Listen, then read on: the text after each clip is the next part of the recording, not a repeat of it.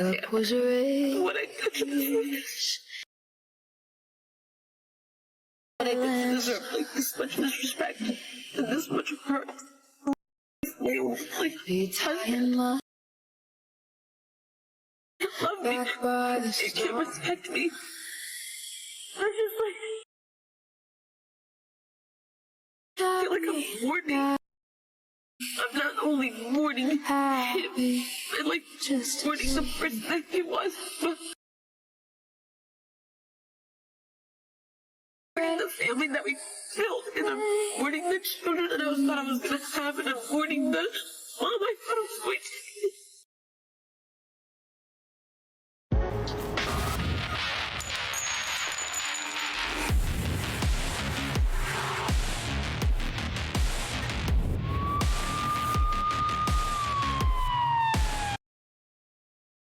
Okay then.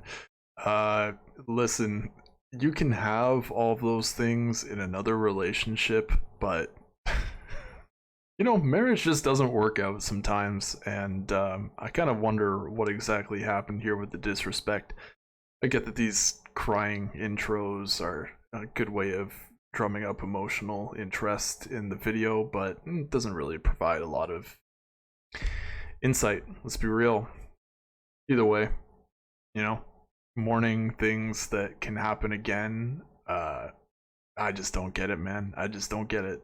Women crying about nothing, and probably in a divorce that you initiated. Let's be real. Let's be freaking real with ourselves. Either way, gentlemen, thank you for joining me. And by the way, yes, the audio was kind of cut up so that we don't get demonetized right off the start, because monetization helps us stay here making videos for you, because we love the heck out of you all, bringing those views in and leaving your comments, and enjoy chatting with you all in the Discord, in the comments section, in the posts, trying to post more. Anyways, I'm rambling on.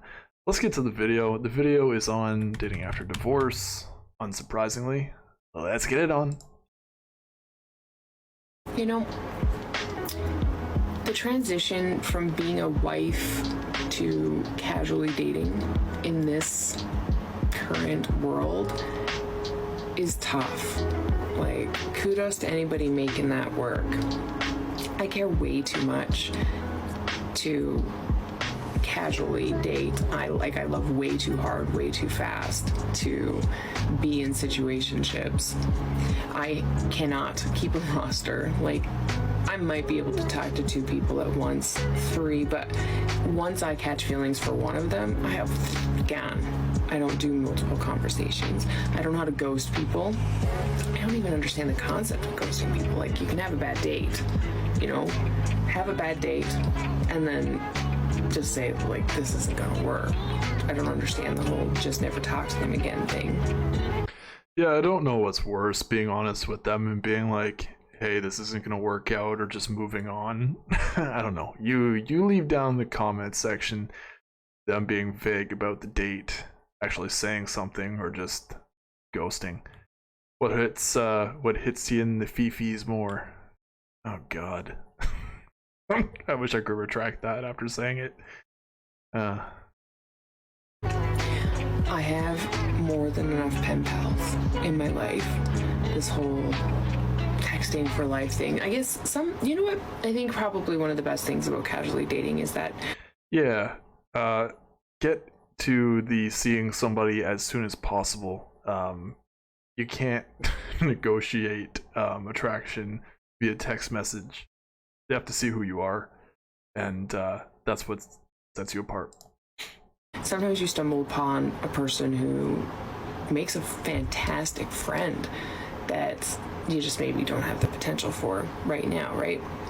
I feel like I'm always like worrying about what comes next, what I'm supposed to do next, what this next step is, and, you know, am I supposed to go on a third date? And how many dates is too many dates? Like, I would not want to be married to my husband, but I do miss the wife portion where you didn't have to worry about these kind of things, filling gaps, lonely gaps, right? Because you have your spouse. I think that people are way too quick to... So why the hell did you get divorced if you wanted to be in a relationship like that? Oh my god, man. Really use your brain. Use your freaking brain. It's clearly too much for you. You have anxiety. It's clear as hell to me. You're worried about the future, but not focused in the present. Feel bad for whoever's gonna date this one. Assume that the grass is greener in the dating world. Open to tip. Ah, there we go. She thought the grass would be greener on the other side. It's not. I mean, I'm new to this whole world. I am kind of like wrapped up in something, so it's not like I'm open to a whole lot of things, but I definitely think that the people following me would be open to a lot of suggestions, and I do think that there are ways that we can. See, that's the problem. You need to understand that because you're older now, you've gone through this stage of life, you're coming out on the other end with these experiences, and instead of having all of these high strong expectations, you have to really lower your standards to the ground, because that's you're way past the wall. I don't even sorry, the truth hurts. Stop. Can all learn to do this better. I finally have a dating update, but don't get excited because as per usual. Oh joy. All right. Head in the frame there. There we go. Let's see what this one has to say. It is hot garbage. Okay, so to maybe understand this story best, let me tell you something that I've maybe said before. That is, when a single mom has free time, that's like gold. You tend to plan something because, for example, in June, I have a total of 4 evenings in the entire month of June where I don't have to pay for a babysitter. So you're damn straight I'm going to use my time wisely. And that is another reason why men are not dating single mothers. You have to work around their schedule. That just completely goes against the whole frame notion of her coming into your frame. You're going into her frame. And that's weak. It's fucking weak. No thanks. the course of the last 2 months, I had started seeing someone very casually, and we had gone on about 6 dates. Totally in that time, that's not a commitment. I have zero expectations. However, we had plans to hang out this week, and Okay, so let's think about it. This guy, if she had 4 months, let's assume that she was talking about this month that she was talking about. Assuming they went out all of the days that she was free, there were 4 dates there. Then 2 dates in this next month. So he spent about a month and a half chasing this one, and let's see what happens. I have a wild guess that she's no longer seeing him. And For some bullshit reason. use up one of these evenings where I did not need to request for a babysitter to hang out. I had reached out to him during the week, and yeah, I got hard ghosted. And after 6 dates, if you don't want to see me anymore, I feel like you could at least say, you're not the vibe, I'm sorry, maybe we shouldn't see each other anymore. But literally, Yeah, he decided to not waste his time on you any further. Let me guess, he didn't get any action after these 6 dates and was like, nope, too bad. Somebody that doesn't have a child will give it to me. Woohoo. Crying all the tears that I could possibly muster over here. Yeah, you can't see them, they're not happening. saying nothing is a f you. So what do? The most unhinged thing I can think of, which is I signed myself up for a cornhole tournament that also gets me into the dueling pianos, and I invite a stranger to come with me. I did search for friends to come with me first, because it's not all about the D. but they were unavailable. So I took to the streets, aka Tinder, and Those that don't know, cornhole is that little game where you throw a beanbag into a circle. Amazing date idea. That's the kind of shit you play when you're drunk as hell at somebody's cottage. But she wants the D. found myself a date. And we played in a cornhole tournament and went to the pianos tonight.